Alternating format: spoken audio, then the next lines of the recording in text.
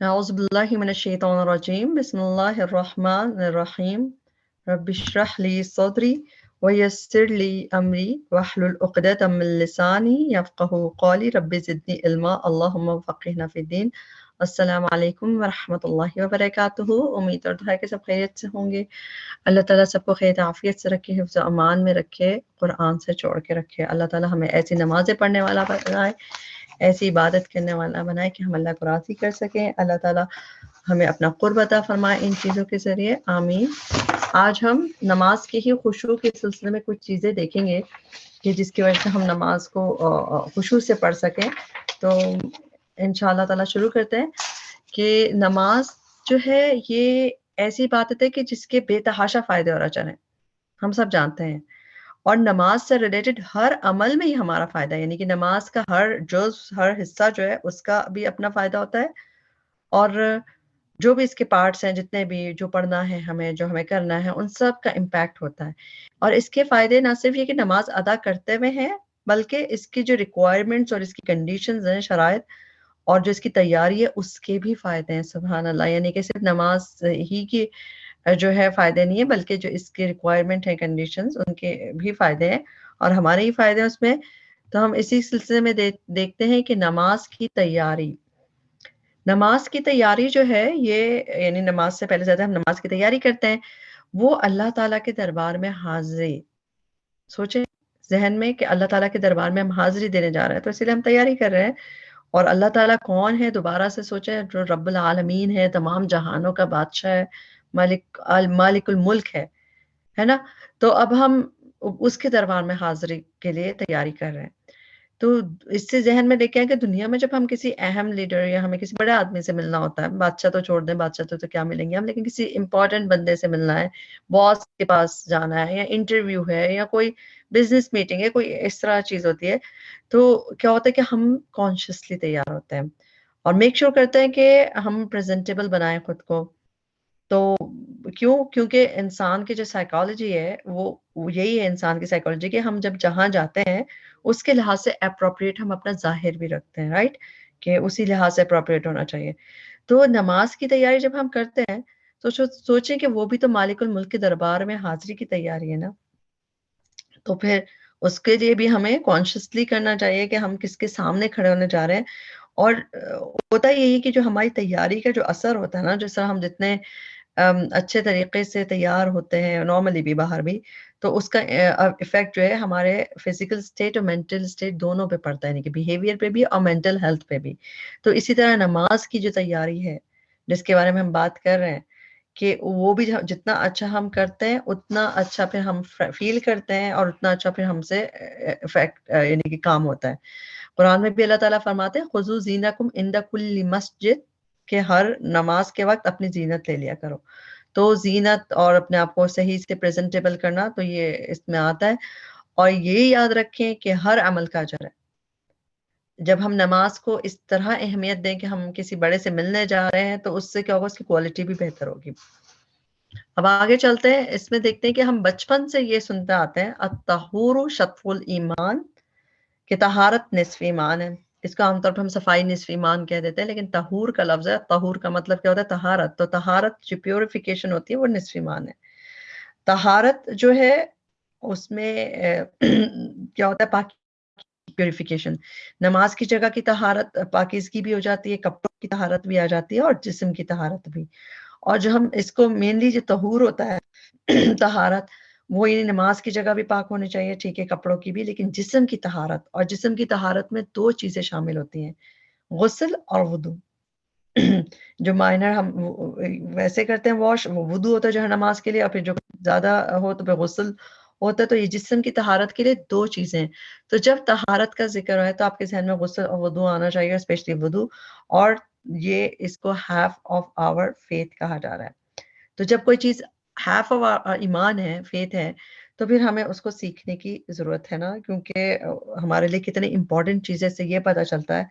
اور پھر ایک اور دیکھتے ہیں، کیونکہ طہارت میں غسل وضو دونوں آتا ہے، تو اسی طرح ایک جو ہمیں ابن ماجہ میں روایت ملتی ہے نبی صلی اللہ علیہ وسلم سے، اس میں پتہ چلتا ہے کہ اچھی طرح وضو کرنا، نصف ایمان ہے، یعنی کہ وضو کو اچھی طرح کمپلیٹ پرفیکٹ وضو کرنا وہ بھی وہ نصف ایمان ہے۔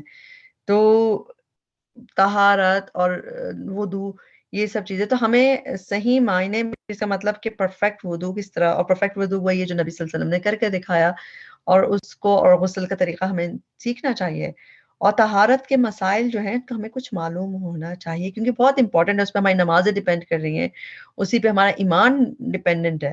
اور ہم طہارت کو اتنی اہمیت نہیں دیتے، حالانکہ دین کی سب سے اہم بات، یعنی جو کلمے کے بعد سب سے پہلا کام ہے نماز کی ادائیگی، وہ طہارت کے صحیح نہ ہونے کی وجہ سے قبول نہیں ہوتی۔ آپ کو پتہ ہے کہ جب طہارت نہیں ہے تو نماز ہی نہیں ہوگی۔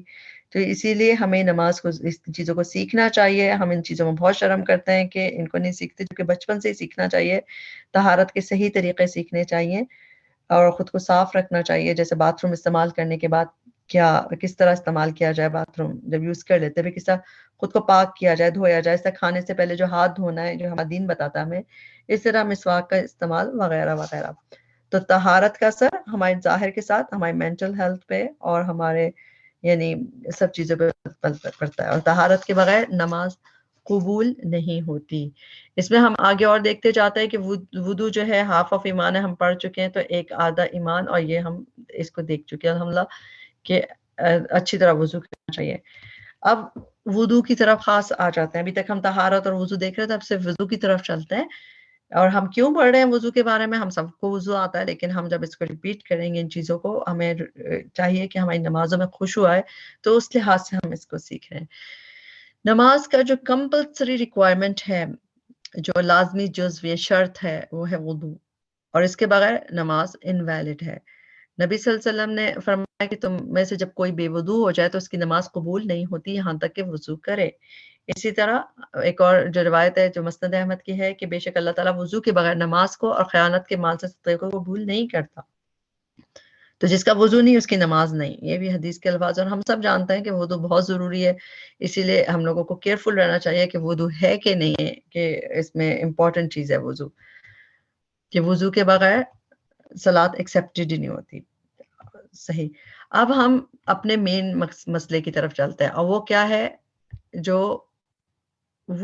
ہم لیزی ہو جاتے ہیں وضو کرتے ہوئے۔ اکثر ہماری نمازیں لیٹ ہونے کی بڑی وجہ کیا ہوتی ہے؟ وضو کا مشکل لگنا، اور اسی وجہ سے اکثر نوافل تو ہم پڑھ ہی نہیں پاتے۔ اچھا، وضو جو ہے واقعی نفس پہ بھاری لگتا ہے، سستی آتی ہے، آپ دیکھیں سستی آتی ہے وضو کرتے نا، اور یہی جو ہے، یہی سستی یا وضو کرنا، یہ ہماری نماز کو اول وقت میں ادا کرنے میں سب سے بڑا چیلنج ہے۔ اور اس کا پتہ کیسے چلتا ہے؟ اس کا پتہ ایسے چلتا ہے کہ اگر ہمارا وضو ہوتا ہے تو اذان سنتے ہی ہم کیا کہتے ہیں؟ ہم چاہتے ہیں فوراً نماز پڑھ لینا، ابھی نماز اذان کے بعد، کہ ابھی وضو ہے تو پڑھ لیتے ہیں، کہ اس کا مطلب کہ ورنہ پھر دوبارہ کرنا پڑے گا اور پھر نماز اور ڈیلے ہوتی جائے گی، رائٹ؟ تو ہمیں پتہ ہے کہ ہمارا یہ کمزوری ہے، اور وضو چونکہ نفس پہ بھاری ہے، تو ہم آج جو ہمارا مین ٹاپک ہے، ہم کچھ چیزیں اس کے بارے میں ایسے دیکھیں گے جس سے ہمارے لیے وضو کرنا آسان ہو جائے۔ ہم سب چاہتے ہیں نا، کیونکہ دیکھیں کہ وضو ہونا تو نماز انسان فوراً پڑھ لیتا ہے اور اچھے سے بھی پڑھتا ہے، اور وضو نہیں ہو تو پھر وہ سستی میں دیر سے ہو جاتی ہے، اور پھر زیادہ آخری کی نماز اتنی اچھی ہوتی بھی نہیں ہے۔ تو ہم ایسی چیزیں دیکھیں کہ تاکہ ہم بھی وضو آسانی سے خوشی سے کرنے والے بنے، ہم بھی وضو واریر بنے، ہم بھی اس سے نفس سے لڑ کے وضو کرنے والے بنے۔ تو ان چیزوں کا ہم انشاءاللہ دیکھیں گے۔ اب وضو جو ہے، اس کے بارے میں ہم دیکھیں، وضو کو ہم صرف نا ایک شرط، نماز کی ایک شرط سمجھ کے کرتے ہیں۔ ہم سب جانتے ہیں کہ اس کو ہم نارملی کیا ہوتا ہے، نماز کی ایک شرط سمجھتے ہیں، اور کوئک واش بیفور صلاۃ جیسے بس ہم سمجھتے ہیں، اس کو کوئی امپورٹنس نہیں دیتے، بس مارے باندھے کرتے ہیں، معمولی سمجھتے ہیں، جبکہ یہ خالی دھونے کا ایک عمل نہیں ہے، بلکہ یہ بذات خود عبادت ہے۔ جی، اس کے الگ سے پوائنٹس ہم سمجھتے ہیں، اس کا کوئی جس اس کے اندر کچھ چیزیں نہیں ہوں گی، بس ایسے ہی، بس صرف اس لیے کر رہے ہیں ہم، اس لیے ٹریولائز کرتے ہیں ہم اس کو، ہم سمجھتے ہیں صرف نماز کے لیے شرط ہے، جبکہ یہ بذات خود عبادت ہے، اور بلکہ ریوارڈز اور اجر کا خزانہ ہے۔ اور ہم میں سے کون نہیں چاہے گا کہ ہمیں بھی اجر ملے، خوب سارے ملے اجر کو؟ دیکھیں دنیا میں تو ہمیں اجر نہیں دکھ رہے نا چیزوں کے، مگر زیادہ قیامت کے دن ہر چیز کے اجر ملیں گے جب تو پتہ چلے گا۔ تو آپ اس کو ذہن میں ایسے لائیں جیسے مارکس ملنا، جیسے کوئی چیز کرتے ہیں تو اس میں زیادہ مارکس مل رہے ہیں، آپ کے مارکس اور بڑھ گئے، جیسے ہم اسکولوں میں کرتے تھے کہ یہ چیز کرنے سے مارکس بڑھ جائیں گے، تو اسی ذہن میں جب اجر کے آیت ہم رکھ سکتے ہیں، تو اس کے بذات خود بہت سارے مارکس، اور ایک تو ہم نے دیکھ لیا نا، اللہ تعالیٰ نے ہمارے ایمان کو اسی سے لنک کیا ہے کہ ہیف آف ایمان ہے، اور اس کے کچھ اور فائدے ہم دیکھتے ہیں، کیونکہ یہ پروڈکٹیوٹی بوسٹر، اس سے ہماری پروڈکٹ، جتنا وضو ہم نے اچھے سے کیا ہوتا ہے تو ہماری پروڈکٹیوٹی بہت اچھی ہو جاتی ہے، نمازیں اچھی ہو جاتی ہیں، اور اس کے جو فوائد ہم ابھی دیکھنے جا رہے ہیں وہ آخرت میں بھی نظر ہیں اور دنیا میں بھی ہیں، اور ان میں سے ہم جو اب ہم پڑھنے جا رہے ہیں ان میں سے کوئی نہ کوئی پوائنٹ اگر ہمارے ذہن میں رہے تو ہماری نماز میں لازمی اس کا اثر پڑے گا، اور انشاءاللہ ہم ان چیزوں کو ایک ایک کر کے دیکھنا شروع کرتے ہیں۔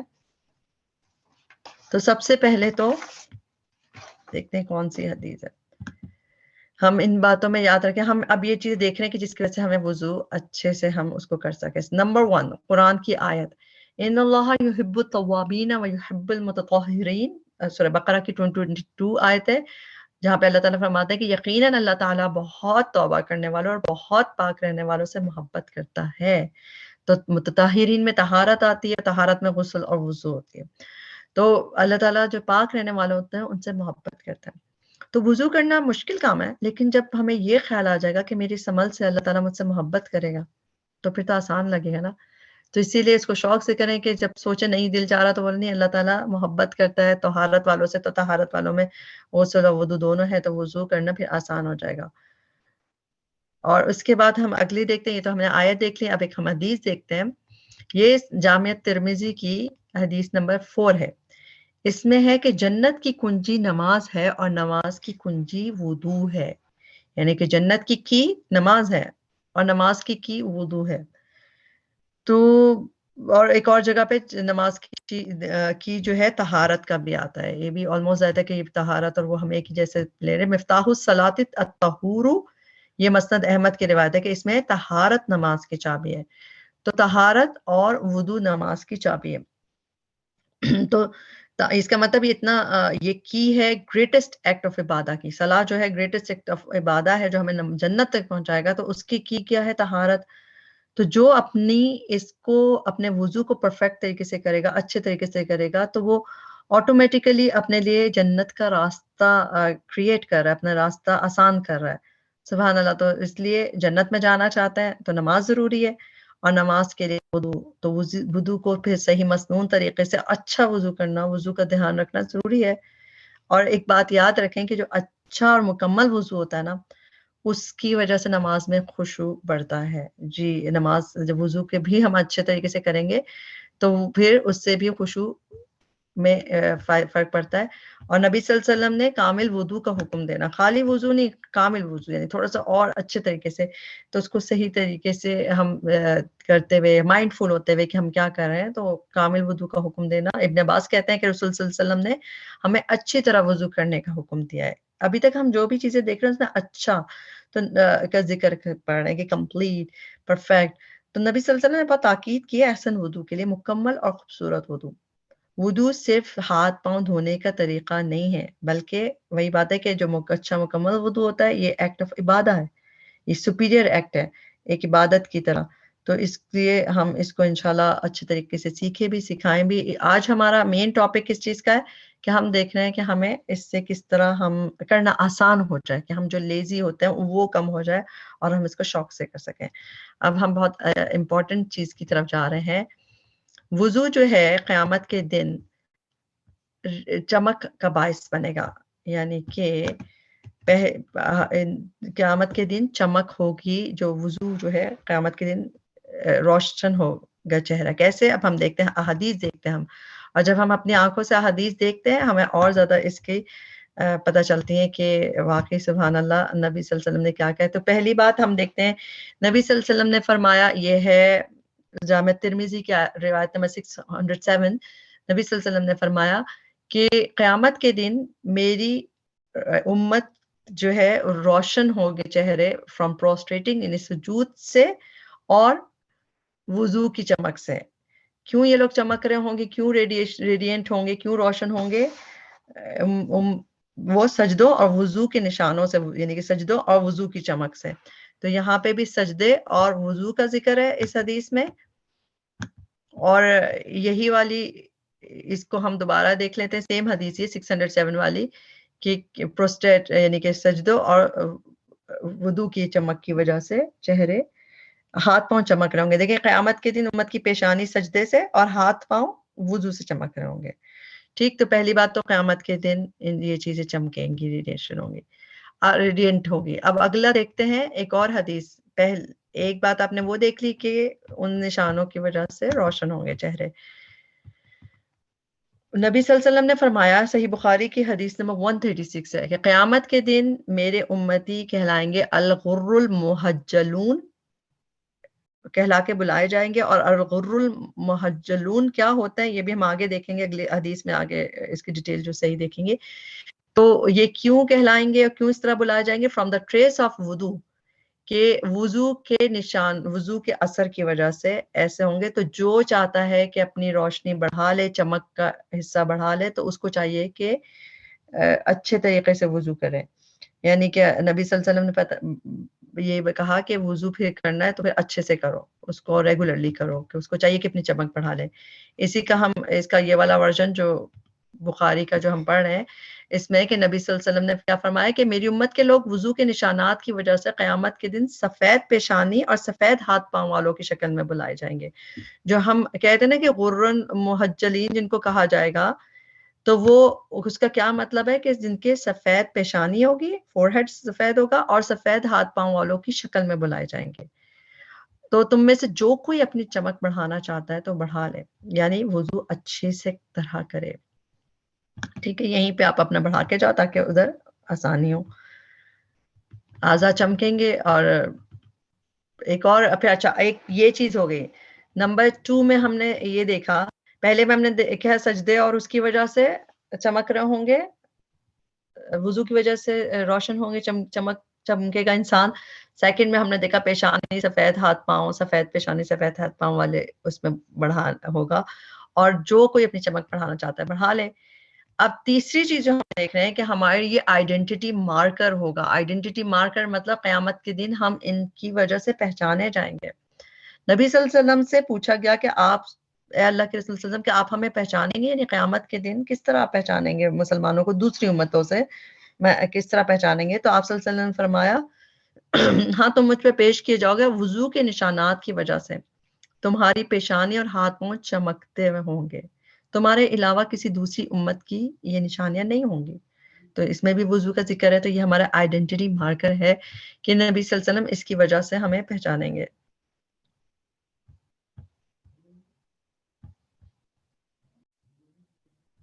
This meeting is being recorded.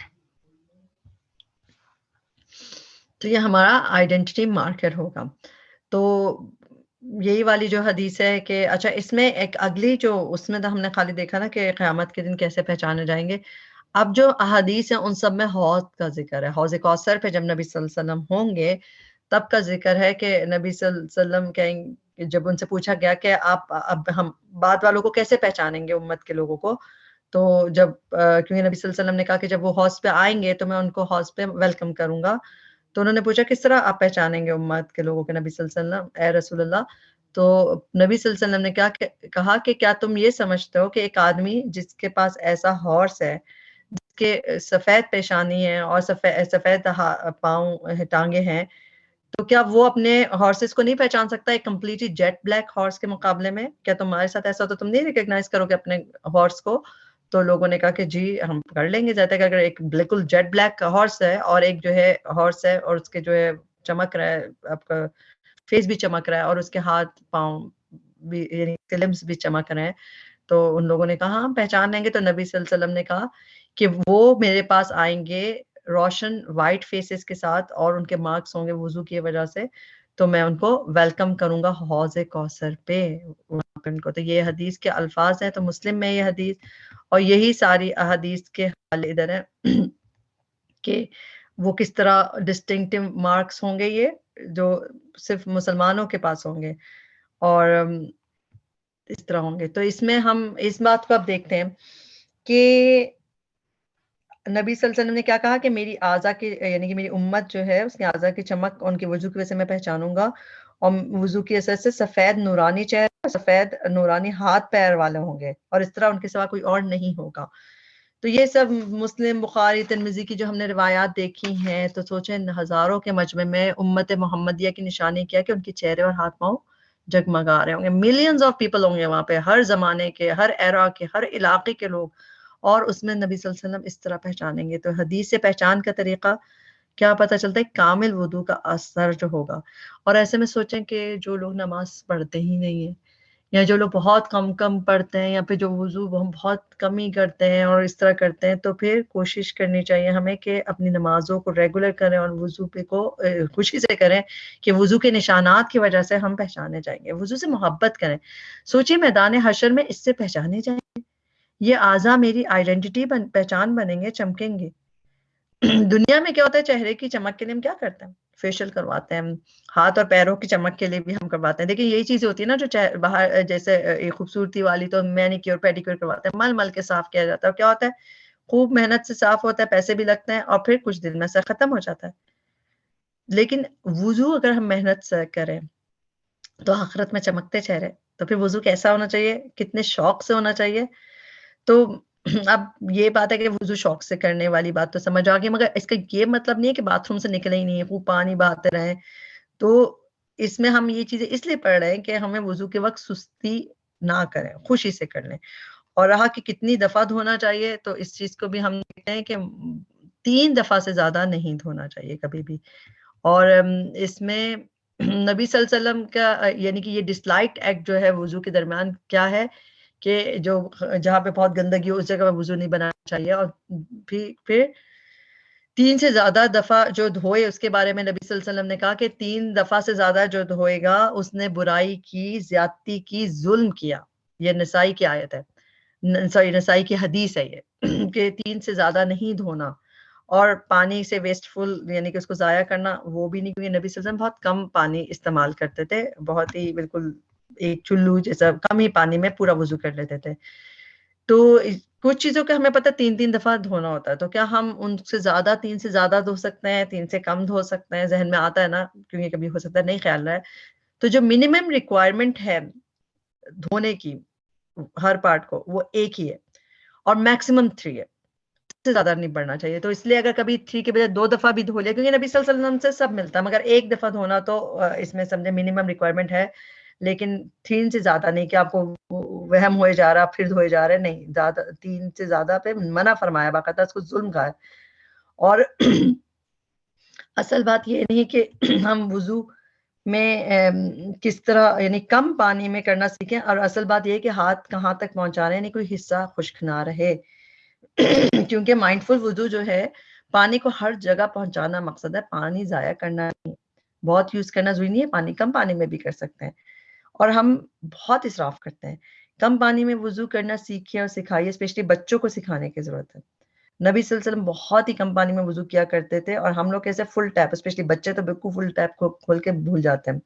اسلام میں اسراف کی ممانعت ہے, نعمتوں کا حساب ہوگا, تو یوز کیجیے, مس یوز نہ کیجیے.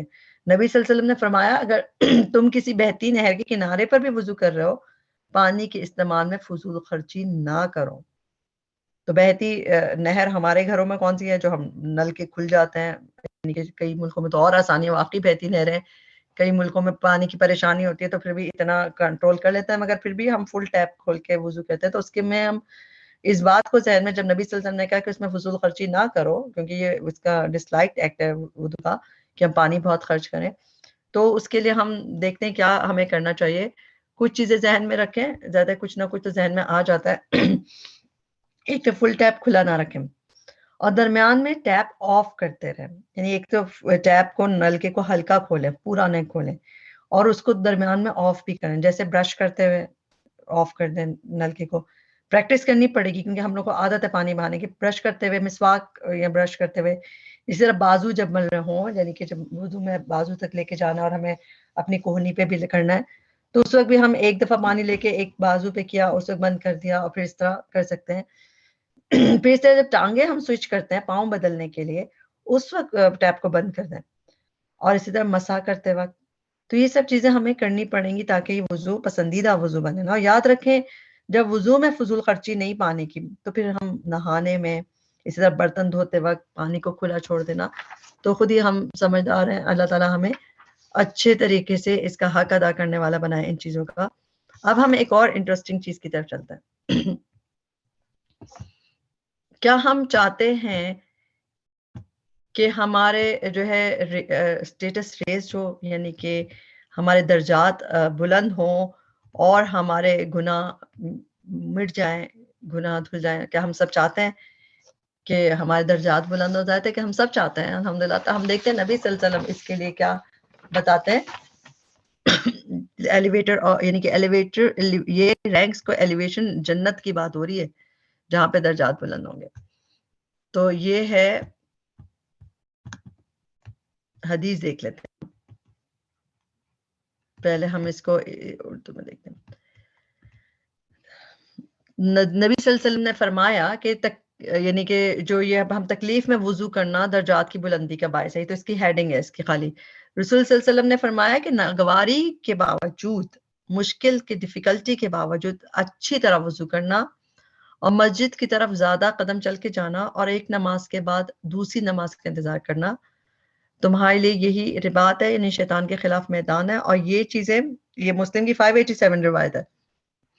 اور اس کے ایک اور حدیث جو میں آپ کو ہے کہ اس میں بھی یہی 3 چیزیں. اصل میں اس کی یہ والی حدیث جو ہے یہ بہت ساری ملتی ہیں اس کے ویریشن، لیکن اس میں 3 چیزیں کامن ہے کہ ناگواریوں کے باوجود اچھی طرح وضو کرنا. یعنی ناگواری بھی ہے. ناگواری میں کیا ذہن میں آتا ہے؟ مشکل ٹائم.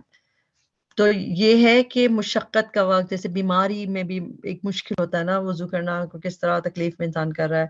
پھر سردی میں جب ہوا تیز چل رہی ہے، کمبل سے نکلنا پڑ رہا ہے، ایسا مشکل حالات میں جو وضو ہوتا ہے وہ درجات میں بلندی کا باعث ہے. اور درجات میں بلندی کا باعث اس میں حدیث میں اس طرح کے الفاظ ملتے ہیں ابو ہریرہ رضی اللہ تعالیٰ عنہ سے کہ نبی صلی اللہ علیہ وسلم نے فرمایا کہ میں تمہیں وہ چیز نہ بتاؤں کہ جس سے اللہ تعالیٰ تمہارے گناہوں کو معاف کر دے گا، مٹا دے گا اور تمہارے رینکس بلند کرے گا، تمہارے درجات بلند کرے گا. جب کمپینز نے کہا کہ جی رسول اللہ صلی اللہ علیہ وسلم بتائیے، تو نبی صلی اللہ علیہ وسلم نے فرمایا پرفیکٹنگ وضو ویل ان ڈیفیکلٹی، مشکل میں اچھا وضو کرنا. اور پھر مسجد میں جاتے ہوئے جو سٹیپس، زیادہ سے زیادہ سٹیپس لینا اور ایک کے بعد دوسری نماز کا انتظار کرنا. 3 چیزیں بتائیں. تو اسپیشلی ونٹر میں واقعی بڑا لاٹ آف ایفرٹس لگتی ہیں، اسپیشلی فجر کے وقت جب آپ کو ہوتا ہے کہ اب مجھے دوبارہ وارم بیڈ سے نکلنا ہے. تو اس وقت ضرور یہ کہ اس وقت سوچیں کہ مشکل میں جب ہم کریں گے تو اس سے ہمیں درجات بلند ہوں گے، تو کتنی ایک اچھا سکون ملے گا نا کرنا. کہ واقعی اسی طرح بیمار لوگ ہیں، کتنی مشکل ہوتا ہے وضو کرنا اور بڑا دل خراب ہوتا ہے کہ اب پھر وضو کرنا پڑے گا. اور زیادہ کہ جن کو پتہ ہے کہ وہ کتنی مشکل ہے ان کے لیے. ایک ویسے تو جہاد بھی نفس ہے، مگر اس حدیث میں کہ مشقت میں، مشکل میں، ناگواری کے باوجود اس کو اچھے طریقے سے وضو کرنا. اور یہ تب پتہ چلتا ہے جب واقعی کہیں باہر وضو کرنا پڑ جائے جہاں پہ سردی ہو، ٹھنڈا پانی ہو، ہوا چل رہی ہو، یا جب پانی کم ہو تب بھی مشکل ہے. تو تھوڑی سی مشکل کا کتنا بڑا اجر ہے. تو اسی لیے جس وقت سردی میں کمبل سے باہر نکلنے کا دل نہیں چاہ رہا ہو، یہ حدیث یاد کر لیں. اور یہ جب ہمیں پتا ہوگا کہ اللہ تعالیٰ ہمارے رینکس بڑھائے گا ہماری صرف اس نفس، کیونکہ یہ نفس سے ہم جنگ کر کے اٹھ رہے نا، تو بھی یہ آسان ہو جائے گا اور اللہ ہی ہے آسان کرنے والا. تو اس وقت پراپرلی وضو کرنا. ایک اور یہ کہ وضو کو نا مشکل نہیں سمجھیں. وضو کو ہم لوگ کافی اس کے لیے وہ کرتے ہیں کہ یہ پھر کرنا پڑے گا. تو وضو کرنا ہے مشکل کام، سستی آتی ہے. لیکن جب نماز کا، اور اکثر ہم کیا کرتے ہیں جب نماز کا وقت قریب ہوتا ہے ہم وضو بچا لیتے ہیں کہ پہلے جلدی نماز پڑھ لیں گے پھر باتھ روم جائیں گے، جبکہ اس وقت گیس وغیرہ کا ہو رہا ہوتا ہے. مگر ہم ہوتا ہے کہ نہیں بس جلدی سے ہم وضو بچا لیں، نماز پڑھ لیں. اس چکر میں نماز کسی طرح پڑھ لیتے ہیں مگر وہ نماز میں اللہ کو یاد نہیں کرتے، ہم وضو ہی بچاتے رہ جاتے ہیں. تو جبکہ کیونکہ ہمیں باتھ روم جانے کی حاجت فیل ہو رہی ہوتی ہے. اور آپ کو پتہ ہے ایسے موقع پہ منع کیا گیا ہے نماز سے، کہا ہے کہ پہلے جو ہے باتھ روم یوز کر لو، قضاء حاجت کر لو، فارغ ہو لو، پھر نماز پڑھ لی جائے. کیونکہ جو یہ سستی ہے نا شیطان کی طرف سے آتی ہے. اور سستی کا جو ریمیڈی ہے وہ واٹر ہی ہے. وضو کر کے فریش ہو جاتا ہے، پاور بھی آ جاتی ہے. جب باتھ روم یوز کر کے جب ہم فریش ہو کے وضو کر کے آتے ہیں اس میں نماز میں دل بھی لگتا ہے. وضو جو ہے انسان کو حشاش بشاش فریش ایکٹیو بھی کرتا ہے. اور اچھے سے وضو نہیں کرے نا تو پھر سستی اور جمائیاں آتی ہے. تو اس سے ہمیں پتہ چلتا ہے کہ اگر ہمیں کبھی ہمیں کتنا اچھا لگتا ہے نا کہ چلو مجھے دوبارہ وضو نہیں کرنا پڑا، وضو ہے.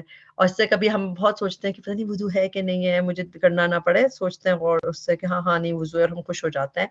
تو نبی صلی اللہ علیہ وسلم خود بھی وضو نیا کر لیتے تھے، جیسا پرانے پہ بھی کر لیتے تھے نماز کے لیے وضو. تو ہمارے لیے بھی یہ کہ اگر ہمیں بھی وضو کرنا پڑ جاتا ہے تو ہم کریں. دوبارہ کر لیں اگر ہے بھی، اگر تب بھی، کیونکہ اس سے بلیسنگز آتی ہیں، اس کے پوائنٹس ہی ہوتے ہیں. یوزلی ہم اس کو صرف نماز کا جیسے ویسے سمجھتے ہیں نا، معمولی سمجھ کے کرتے ہیں، تو وضو تو بذات خود عبادت ہے. سوچیں یہ بھی عبادت ہے، اس کے بھی مارکس ملیں گے. اور ہر عمل، ہر چیز کو ہم دھیان سے کریں، مائنڈ فل وضو کریں کہ اجر ملے گا، مارکس بڑھیں گے. اور نماز میں صرف نماز کی اجر نہیں ہے، کمبائنڈ افیکٹ ہے. نماز کے لیے اٹھنا، وضو کرنا اور کامل وضو کرنا سنت کے لحاظ سے اجر. اس طرح وضو کے بعد کی دعائیں ان کے الگ اجر ہے. پھر ہر چیز رائٹ سائڈ سے ہم شروع کرتے ہیں. اول وقت کی نماز کا الگ اجر ہے، مسواک کر کے کریں گے اور اچھا. پھر اچھا، تو نماز پڑھیے اور قدم قدم پہ اجر پائیے. ایکسٹرا مارکس وہی پائیں گے جو صحیح سے مسنون وضو کریں گے. اور یہاں پہ ساری ہم جو چیزیں دیکھ چکے ہیں. اور کرنے کا کام کیا ہے؟ کامل وضو کرنے کی کوشش کرنی ہے اور اچھے سے نماز پڑھنی ہے، کیونکہ اچھا وضو اچھی نماز کی طرف لے کے جاتا ہے. اللہ تعالیٰ ہمارے لیے نماز پڑھنا، وضو کرنا آسان کرے اور ہم اس کو ہمارے جنت میں جانے کا ذریعہ بنائے. ربنا تقبل منا انک انت السمیع العلیم وتب علینا انک انت التواب الرحیم. سبحانک اللہم وبحمدک اشہد ان لا الہ الا انت استغفرک واتوب الیک. السلام علیکم ورحمۃ اللہ وبرکاتہ.